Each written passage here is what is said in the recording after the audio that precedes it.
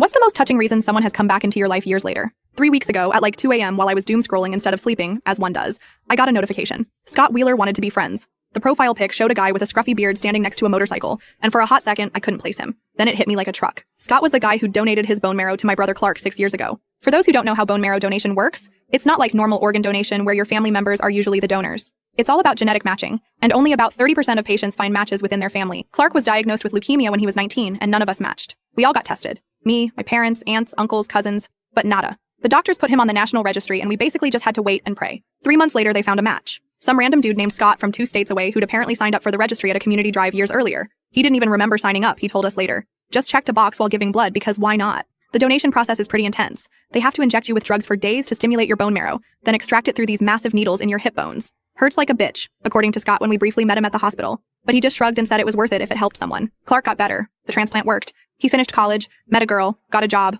all the normal life stuff that wouldn't have happened without Scott's cells. We sent thank you cards and updates through the donation program for the first couple years, but they have these privacy rules that keep donors and recipients somewhat separated. Eventually, the updates stopped. Life got busy. We were grateful, but Scott became this abstract concept rather than a real person in our minds. And now here he was, sending me a friend request at 2 a.m. I accepted it immediately and messaged him. "You awake?" The typing bubble appeared instantly. Scott explained he'd been thinking about Clark recently and wondered how he was doing. The donation program no longer forwarded updates after 5 years, so he'd done some light social media stalking, his words, and found me. "Hope that's not creepy," he wrote. I sent him pics of Clark at his wedding last summer. Scott's response was just a string of shocked face emojis, followed by "holy shit, he looks so healthy." We messaged back and forth for almost 2 hours. I told him everything. How Clark had graduated with honors, how he was working, how he and his wife were talking about having kids soon. Scott seemed genuinely thrilled with each update, asking questions about Clark's life like he was catching up with an old friend instead of essentially a stranger. Then around 4 a.m., Scott's tone changed. He asked if Clark still lived in the same city. When I said yes, he told me he was moving there next month. He'd gotten a job offer he couldn't refuse, his words again, but there was more to it. He said he'd been going through some heavy shit lately and needed a fresh start.